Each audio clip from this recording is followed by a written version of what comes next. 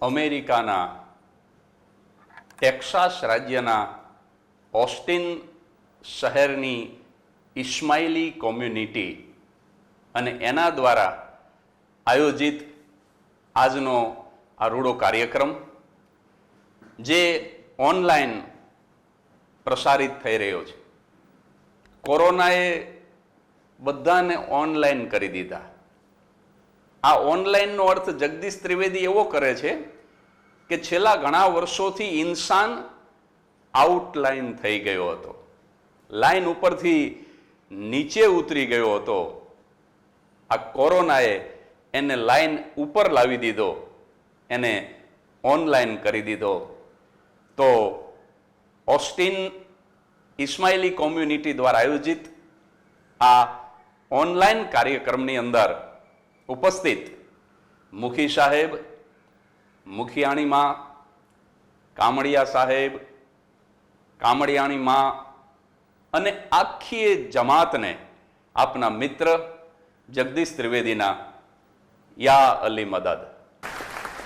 અને માત્ર ઓસ્ટિનની જમાત શું કામ, કદાચ આ કાર્યક્રમ દલાસમાં, હ્યુસ્ટનમાં, સાન ફ્રાન્સિસ્કોમાં, સાન એન્ટોનિયોમાં કે વિશ્વના કોઈ પણ દેશના કોઈ પણ શહેરમાં જે કોઈ ઇસ્માઇલી ભાઈ બહેન આ કાર્યક્રમને માણતા હોય એ તમામને જગદીશ ત્રિવેદીના યા અલી મદદ. બીજી ખુશીની વાત એ છે કે આજે ઈદ છે, આજે બહુ સારો દિવસ છે. અને ઈદ એટલે ઇસ્માઇલીની દિવાળી અને હિન્દુઓ માટે દિવાળી એટલે ઈદ. એટલે આજે ઈદનો રૂડો તહેવાર છે. તો જગદીશ ત્રિવેદી દિલથી તમને બધાને ઈદ મુબારક કહે છે. मुबारक हो, मुबारक हो. मैं दुआ करता हूं मेरे मौला से कि पूरी कायनात के हर एक इस्माइली के हर एक दिन को आप ईद कर दो, आप ईद कर दो. बधाने ईदनी खूब शुभकामना. आ गले से तू लग जाए जालिम, ईद है आज मुहर्रम नहीं है. ईद तो आम गळे મળવા માટેનો તહેવાર છે, પણ હમણાં સંભાળજો, કોરોનાને કારણે ગળે મળવાની ઉતાવળ ન કરતા સોશિયલ ડિસ્ટન્સ રાખજો. તો સૌને દિલથી ઈદ મુબારક. અને મારો કાર્યક્રમ શરૂ કરું એ પહેલા એક સંસ્થાને હું દિલથી થેન્ક યુ કહેવા માંગુ છું. અને એ સંસ્થાનું નામ છે કોમ્યુનિટી નાઇટ. કોમ્યુનિટી નાઇટના વોલેન્ટિયર ભાઈ બહેનો જે છે એણે બહુ નેક કામ કર્યું છે. જ્યારથી આ કોરોનાની મહામારી શરૂ થઈ છે ત્યારથી તમે સૌ જાણો છો કે જમાતખાના ઉપર જમાતીઓ બધા એકત્રિત નથી થઈ શકતા, ગેધરિંગ નથી થઈ શકતું. તો આ કોમ્યુનિટી નાઇટના વોલેન્ટિયર્સ દર અઠવાડિયે અલગ અલગ કાર્યક્રમો, પછી એ મૂવી હોય, વાયેજ હોય, આવો કોમેડી શો હોય, ફિલ્મી ગીતો હોય કે ક્વિઝ કોમ્પિટિશન હોય, આવા વેરાયટી પ્રોગ્રામ દ્વારા એણે તમામ ઇસ્માઇલીની લોનલીનેસ, એની એકલતાને ખતમ કરી છે. અને કોઈ ઇસ્માઇલીને એમ ન લાગે કે હું એકલો છું, પણ એને એમ લાગે કે આખી જમાત મારી સાથે છે. એવું આ સોશિયલ મીડિયાથી, ટેકનોલોજીના સદુપયોગથી સુંદર કામ આ કોમ્યુનિટી નાઇટના આ વોલેન્ટિયર્સ દ્વારા કરવામાં આવ્યું છે. અને આ કાર્યક્રમ, આજનો કાર્યક્રમ પણ એમણે જ ગોઠવ્યો છે. તો હું મારો કોમેડી શો શરૂ કરવી પહેલા એકવાર દિલથી કોમ્યુનિટી નાઇટના તમામ વોલેન્ટિયરને આપણે તાલીઓથી વધાવી લઈએ. જોરદાર તાલીઓથી આપણે તમામને વધાવી લઈએ. હવે હું મારી વાત શરૂ કરું છું. કોઈ પણ પ્રોડક્ટ ઉપર એમ લખેલું હોય કે મેડ ઇન ચાઇના, એટલે આપણને તરત વિચાર આવે કે આ ટકશે નહીં, તકલાદી. ચાઇનાની કોઈ વસ્તુ લાંબી ન ટકે, પણ અનફોર્ચ્યુનેટલી ચાઇનાથી આવેલો આ વાયરસ એ થોડો લાંબો ટકી ગયો છે. પણ હવે શ્રદ્ધા રાખજો મિત્રો, બહુ ટૂંક સમયમાં કોરોના આ દુનિયામાંથી જવાનો છે.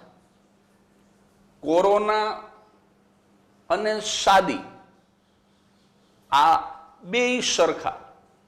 there is so many similarities between corona and marriage. શું સામ્ય છે? તો પહેલું, આ બે છે ને હાથ મિલાવવાથી થાય. એટલે જો આપણે કોરોનામાં શેક હેન્ડ નહીં કરવાના. હવે તો ટ્રમ્પ કાકાએ નમસ્તે કરે છે, એ હવે શેક હેન્ડ નથી કરતા, કારણ કે કોરોના હાથ મિલાવવાથી થાય. અને ઓફકોર્સ સાદી પણ દુલ્હો અને દુલ્હન એ બંને હાથ મિલાવે પછી થાય. બીજું, બે ટોળાથી થાય. સાદીની અંદર સમધી ને સમધન ને રિશ્તેદાર ને દોસ્ત ને આખું ટોળું ભેગું થાય. અને આમાં પણ જો ટોળું ભેગું થાય તો કોરોના ઝડપથી થાય. ત્રીજું, બેયમાં જાન જાય. કોરોનામાં જાન એટલે જીવ જાય, અને સાદીની અંદર જાન એટલે બારાત, દુલ્હાની બારાત જાય. શાદીની અંદર શહેરો આવે અને કોરોનામાં માસ્ક આવે. આ શહેરો એટલે ચહેરા ઉપરનો પહેરો, એનું નામ શહેરો. એટલે શાદીમાં શહેરો હોય, કોરોનામાં માસ્ક હોય. મોઢું તો બંનેમાં ઢાંકવું પડે. અને આગળનું સામ્ય એ છે કોરોના અને શાદીની વચ્ચે કે કોરોના છે ને એ ચીનથી આવ્યો, અને શાદીનો વાયરસ સસુરાલથી આવ્યો. બહેનો ખોટું ન લગાડતા, this is only for fun. આ તો એક જોક છે. હું મારા સાસરે ગયો ને તો મારા સાસુ મને કે, જગદીશ કુમાર ₹1,00,000 દીકરી તમને દીધી. મેં કીધું ઉભા રહ્યો, 50,000 પાછી રાખવી છે? મારા સાસુ મને કે તમે તમારા સસરા જેવા જ લાગો છો. એટલે આનંદ કરવા માટે છે, કોઈ આને સિરિયસલી લેવાનું નથી. મારા સસરા એવા. એકવાર મેં મારા સસરાને ફોન કર્યો, મેં કીધું તમારી દીકરી બહુ હેરાન કરે છે. મારા સસરાએ ફોનમાં જ મને જવાબ આપ્યો. મને કે જમાઈરાજ, તમારા ઘરે 25 વર્ષથી જે કટપીસ છે ને એનો તાકો હું 50 વર્ષથી રાખીને બેઠો છું. પછી તો મને એમ થયું કે આ માણસ તો મારાય કરતા દુખી છે. પછી મેં કોઈ દિવસ ફોન જ ન કર્યો. એટલે કોરોનાનો જે વાયરસ છે, COVID-19નો, એ ચાઇનાથી આવે. અને આ શાદીનો વાયરસ છે, પછી દુલ્હા સ્વરૂપે હોય તે ભલે અને દુલ્હન સ્વરૂપે હોય તે ભલે, એ સસુરાલથી આવે. અને પછી જોવાની ખૂબી કેવી કે બેયમાં મોકલવા વાળા સેફ. અત્યારે ચાઇના સેફ અને સસુરાલમાં બધા સેફ, કારણ કે વાવાઝોડું આપણને આપી દીધું. અને કોરોના તો છે ને 14 દિવસે મટી જાય. આ શાદીનો વાયરસ તો એ તો જીવો ત્યાં સુધી ન મટે સાહેબ. એટલે આવા બધા સામ્ય કોરોના અને શાદીની વચ્ચે વિચાર્યા છે, માત્ર હસવા માટે, આનંદ કરવા માટે. સૈફ અલી પાસે પત્રકારો ગયા, બોલિવૂડનો હીરો સૈફ અલી ખાન. અને પત્રકારે કીધું કે what are you thinking about corona? તો સૈફ અલીએ બહુ સરસ જવાબ આપ્યો. એ કે કોરોના અને કરીના બે સરખા, બોથ આર સેમ. ઓલા કે કરીના એટલે એની વાઇફ, તમે બધા જાણતા જ હશો. એટલે પત્રકારોએ પૂછ્યું કે કેવી રીતે, અને જોજો સૈફ અલીનો જવાબ સાંભળજો. એ કે કોરોના અને કરીના બે સરખા એટલા માટે કે આ કરીનાને શાદી કરીને હું લાવ્યો ત્યારે એમ માનતો હતો કે હું આને કંટ્રોલ કરી લઈશ. વાઇફ કંટ્રોલ થઈ જ કોઈ નથી. સૈફ અલી કે હું એમ માનતો હતો કે હું કરીનાને કંટ્રોલ કરી લઈશ, પણ પછી લાંબા ગાળે એવું નક્કી કર્યું કે આ કંટ્રોલ નહીં થાય, આની સાથે તો એડજસ્ટ થઈ અને જીવવું પડશે. બસ એવું જ કોરોનામાં થયું. કોરોના જ્યારે નવો આવ્યો ત્યારે બધાને એમ હતું કે મહિના 2 મહિનામાં આપણે એને કંટ્રોલ કરી લઈશું, ઝડપથી વેક્સિન આવી જશે, લોકડાઉન કરીશું તો કોરોના જતો રહેશે, ગરમી પડશે તો કોરોના જતો રહેશે. એવું કાંઈ થયું નહીં. અને અત્યારે બધા એમ માને છે કે આની સાથે એડજસ્ટ થઈને જીવતા શીખી જવું પડશે. પણ મૂંઝાશો નહીં ઇસ્માઇલી ભાઈ બહેનો, મને વિશ્વાસ છે જે માલિકે દર્દ મોકલ્યું છે ને એ માલિક દવા પણ મોકલશે. અને ટૂંક સમયમાં આખી દુનિયા વેક્સિન બનાવવા માંડી છે. હ્યુમન ટ્રાયલ પણ શરૂ થઈ ચૂક્યા છે. એનિમલ ટ્રાયલ સક્સેસ થયા પછી હ્યુમન ટ્રાયલ થાય, અને ટૂંક સમયમાં વેક્સિન આવી જશે અને ફરીથી આખી દુનિયા, આખી કાયનાત એ મોજ કરશે, મજા કરશે મિત્રો. અને આ જ સવાલ જે સૈફ અલીને પૂછ્યો, એ જ સવાલ પત્રકારોએ અમારા સુરેન્દ્રનગરના સૈફુદ્દીનને પૂછ્યો. હવે ક્યાં સૈફ અલી, ક્યાં સૈફુદ્દીન? અને એને પૂછ્યું કે સૈફ અલી એમ કહે છે કે પત્ની અને કોરોના બે સરખા, તમે શું કહો છો? અમારો સૈફુદ્દીન જવાબ આપે, સાંભળજો. એ કે બે ડિફરન્ટ, ટોટલી ડિફરન્ટ. કે કઈ રીતે? તો કે કોરોનાની સાથે લડવાનું છે પણ કોરોનાથી ડરવાનું નથી. અને વાઇફ એનાથી આખી જિંદગી ડરવાનું છે, એનાથી લડવાનું નથી. કારણ કે એ પત્ની છે, એ વાઇફ છે, એ બીબી છે. અમારે અંબાલાલે તો એના સસરા ફોન કર્યો કે ટીવીમાં એવી સ્કીમ આવે છે કે જૂનું દઈ જાઓ અને નવું લઈ જાઓ. તે સસરા કે મને કેમ ફોન કર્યો? તો કે આવી કોઈ સ્કીમ જો તમે મૂકી હોય. એના સસરા કે જમાય આવી સ્કીમ ટીવીમાં આવે, બીવીમાં ન આવે. હું તમને નવી તો નહીં દઉં પણ જૂની એ પાછી ખેંચી લઈશ. અંબાલાલ અમારે અદભુત હતા. અંબાલાલની ઘરવાળી એકવાર રાત્રે બે સૂતા હતા ને એમાં કંઈક અંબાલાલને સપનું આવ્યું અને એ ફૂટબોલની ટીમનો કેપ્ટન થઈ ગયો ને આમ ગોલ કરવા ગયો ને સપનામાં પાટું મારી ફા એની ઘરવાળીને વાગી ગઈ. એની ઘરવાળી જાગી ગઈ. એની ઘરવાળી કે કેવું સરસ સપનું આવતું હતું, તમે સપનાનો સત્યાનાશ કરી નાખ્યો. બે સપના જોયે. ઓલો ફૂટબોલની ફાઇનલ રમે. ઈ કે તને શું સપનું આવતું હતું? અરે કે દુલ્હાની જે હરાજી થતી હતી, આ હા કેવા દુલ્હા, આખી દુનિયામાંથી દેશ દેશના દુલ્હા આવેલા, એવા રૂપાળા, કોક લાખ રૂપિયામાં વેચાય, કોક દુલ્હો 1.25 લાખમાં વેચાય. અંબાલાલ કે એમાં હું હતો કે નહીં? તો કે હતા ને. 100 રૂપિયા વાળા દુલ્હાના ઢગલામાં પડ્યા હતા. બોલો, પોતાનો દુલ્હો 100 રૂપિયાનો અને દુનિયાના દુલ્હા લાખ અને 1.25 લાખના. સાહેબ જુઓ જમાનો કેવો આવ્યો. અંબાલાલને મેં કીધું અમેરિકાએ એવી મોટર બનાવી, કાર, કે એ ડ્રાઈવર વગર ચાલે. તે અંબાલાલ મને કે એવી મોટર જો આપણી યારે ભટકાય તો પછી આપણે મારવાનો કોને? એટલે સીધા બસ મારી જ લેવા જ માણાને, કાંઈ બીજો વિચાર જ નથી કરવો. બોલો, અમારે હાઈવે એક નવો બન્યો ને, નવો હાઈવે બનાવ્યો, પછી એનું ઓપનિંગ હતું તો નેતાઓ હતા, મોટા મોટા અધિકારીઓ હતા, ડીએસપી સાહેબ, ડિસ્ટ્રિક્ટ પોલીસ સુપરિન્ટેન્ડન્ટ એટલે જિલ્લાનો વડો કહેવાય, એ પોતે હાજર હતા અને ઉદ્ઘાટન કર્યું. પછી બધા આમ આઈસ્ક્રીમ ખાતા હતા.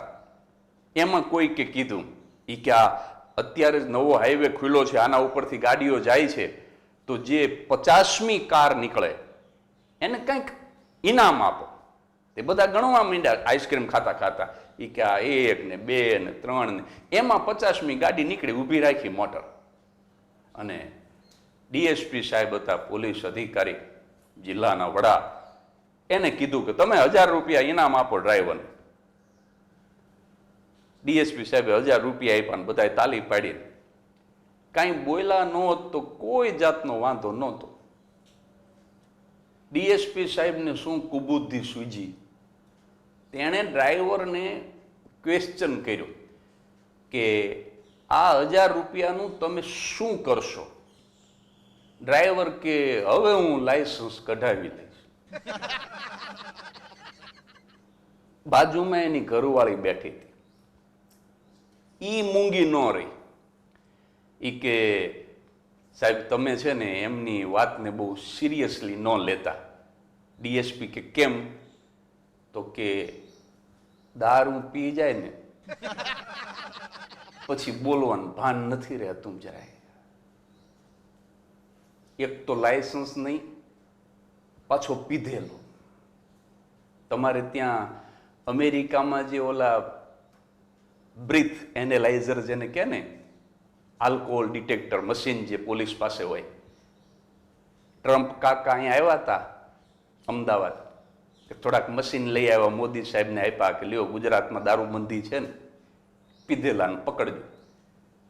અહીંયા એક જમાદારને મશીન આપ્યું, ઊભા રહી ગયા, હાથમાં મશીન લઈને હાઈવે ઉપર પહેલી જ મોટર નીકળે, આમ એવી રાડ પાડે. ત્યાં તો મેં અમેરિકામાં જોયું છે સાહેબ કે આમ પોલીસ કદાચ કાર રોકે ને તો એ gentleman good evening, can I see your licence please, આમ એટલું બધું આમ વિવેકથી બોલે. અહીંયા તો રાડ પાડી જમાદારે સાહેબ.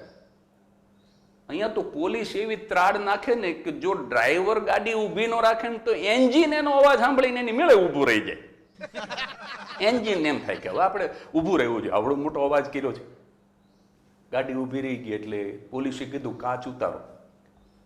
તમારે ત્યાં અમેરિકામાં તો આમ સ્વિચને સહેજ આમ ખાલી ટચ કરો ને, હા તો આમ પાણીના રેલાની જેમ કાચ નીચે આવે. અહીંયા તો ઓલા ડ્રાઈવરને કીધું કાચ ઉતારો, કીચુડ કીચુડ બોલે કાચો. કાચ ઉતાર્યો.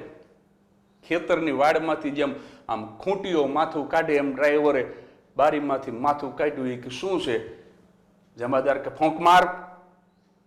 બોલો કે પણ શું છે સાહેબ, એ તો કહો, આ જોયું નથી જિંદગીમાં કોઈ દી, અને આ ક્યાં ફૂંક મારવાની, પછી થૂંક ઉડે, ફૂંકને બદલે થૂંક. આ કહો તો ખરા કેવી રીતે ફૂંક મારવાની, આ શું છે? જમાદાર કે નવા મશીન આવ્યા, પીધેલાને પકડવાના. પીધેલો હોય એ ફૂંક મારે ને લાલ લાઈટ થાય. બોલો કે પણ ક્યાં મારવાની, કેવી રીતે મારવાની? જમાદાર કે જો આમ ફૂંક મારવાની, ફૂ એમ કરીને પોલીસે ફૂંક મારી, લાલ લાઈટ થઈ. મશીનમાં તો લાઈટ થઈ પણ ડ્રાઈવરના મગજમાં લાઈટ થઈ અને ગાડી મારી મૂકી. આ જોક હું હસવા માટે કહું છું મિત્રો, ઓનલી ફોર ફન, કારણ કે આ કોમેડી શો છે. બાકી આ કોરોનાની મહામારીમાં ભારતમાં જે પોલીસ ખાતાએ સેવા આપી છે, ડોક્ટરોએ જે સેવા આપી છે, નર્સિંગ સ્ટાફે જે સેવા આપી છે, સફાઈ કામદારોએ જે સેવા આપી છે, આહા, એનો જેટલો આભાર માનીએ એટલો ઓછો છે સાહેબ. મને એક ભાઈ પૂછતા હતા, મને કે જમાત ખાનાને તાળા, મસ્જિદને તાળા, મંદિરને તાળા, ચર્ચને તાળા, તો મને કે આ ધર્મસ્થાનોમાં મને કે મૌલા, જીસસ, ભગવાન આ બધાય નહીં હોય અત્યારે? અને મેં જવાબ આપ્યો તો તમને ગમે તો આશીર્વાદ આપજો. મેં કીધું હતું કે હા, મંદિરમાં, મસ્જિદમાં, જમાતખાનામાં, ચર્ચમાં અત્યારે અલ્લાહ, ઈશ્વર, જીસસ નહીં હોય. મને કે કેમ? મેં કીધું અત્યારે અલ્લાહ, ઈશ્વર, જીસસ આ બધા જ કોરોના વોરિયર બની, ડોક્ટર બની, નર્સિંગ સ્ટાફ બની અને કોરોના પોઝિટિવની સેવામાં લાગી ગયા છે. એ લોકો અત્યારે જમાતખાનામાં, મસ્જિદમાં કે મંદિરમાં નહીં હોય.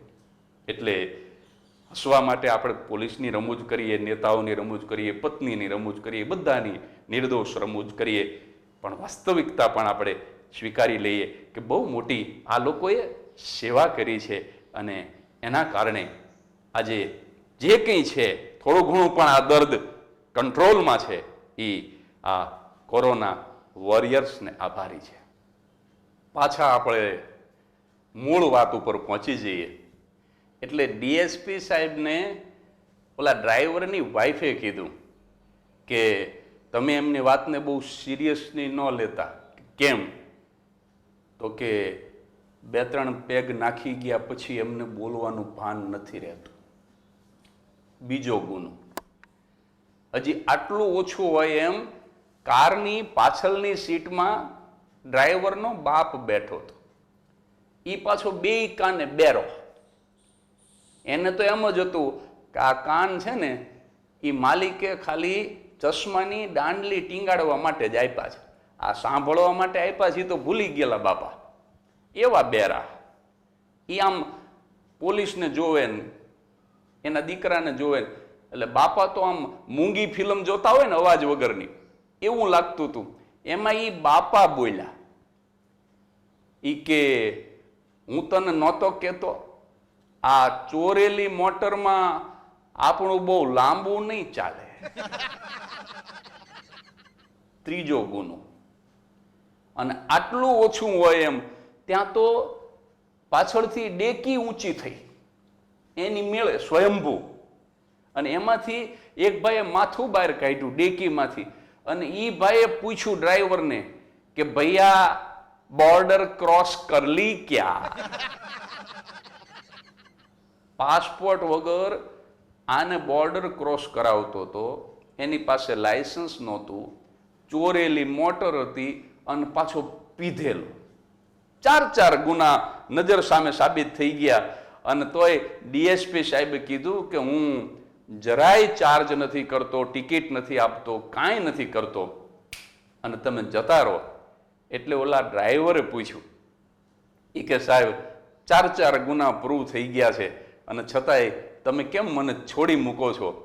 અને હવે સાંભળજો, ત્યારે ડીએસપીએ કીધું કે ખરેખર જે ડીએસપી આવવાના હતા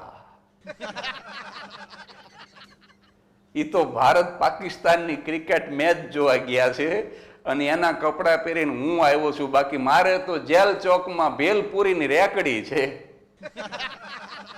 અને સાહેબ ઓલાએ સેલ્ફ મારી અને ગાડી ભગાડી મૂકી.